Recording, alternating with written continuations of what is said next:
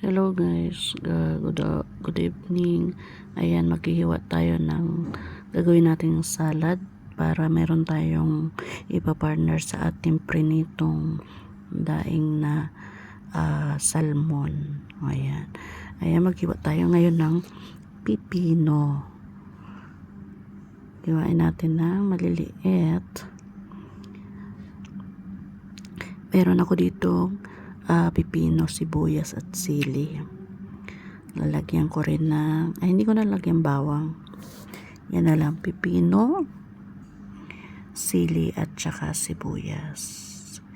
Hiwain natin. Hindi ko siya masyadong binalatan yung pipino kasi gusto ko meron pang konting balat. So hindi ko binalat ng mabuti. Kaya tama na yan. Kasi diba, yung iba kasi ang sustansya nasa balat. Ito yung pipinong may masustansya ang balat. Meron pa pang ibang pipino na masustansya ang balat. Ayan, hatiin natin sa gitna. Malaki kasi yung pipino. Oy, hindi ko to ginamit ha. Binili ko to nung nakaraang pang mga 2 linggo nang nakalipas. Natatawa ako sa ginagawa ko. Oy. Ayan. Ngayon, meron tayo ditong sibuyas. Kalahating sibuyas. Kasi walang maliit. So, ito na lang. Tira sa pinagkisa ko ng sitaw. So, balatan natin ang sibuyas. Kasi may purpose din to. Kakain ako mamaya ng balot. Yan ay aking sausawan sa balot. So, ayan, hiwain natin yung sibuyas ng maliliit din para naman hindi siya mahirap kainin. Diba, meron kasing sibuyas na ang hirap kainin pag makapal ang pakahiwa. Hindi nyo ba alam guys na ang sibuyas ay gamot sa ubo?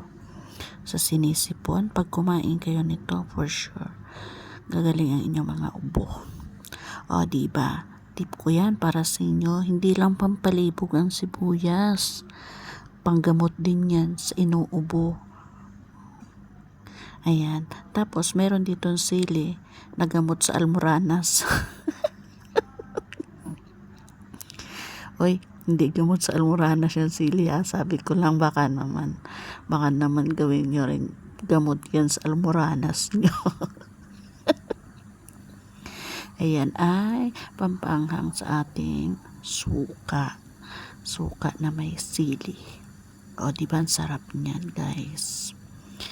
Dahil ako'y may binabad na isda. Na 3 linggo ko nang binabad yung isda. So, ayan guys. Lagyan natin ng asin.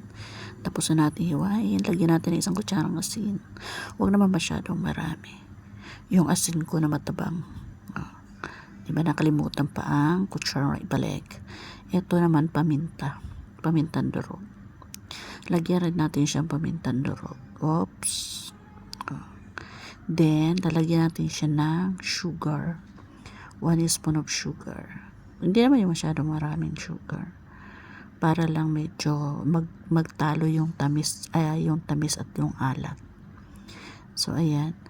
And then, bubuhusan natin ng suka. Suka. Hindi ang dato puti. Hindi rito uso ang dato puti. Ayan yung takatangahan. Binubuhos na may takip pa. Oh. Ayan. Sige. Now, ibuhos na natin siya.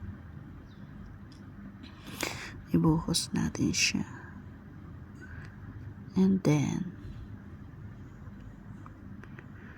haluin natin. Ayan. Ayan na. Masarap na siya. Uy. Yan na po ang aking salad for today. Masarap kumain pag may salad. Ang ulam ko ngayon ay ginisang sitaw na may hipon with pusit. And then nagprito ako ng 2 daing na isda. Yung ibinabad ko sa suka. Thank you for watching guys. Have a blessed day.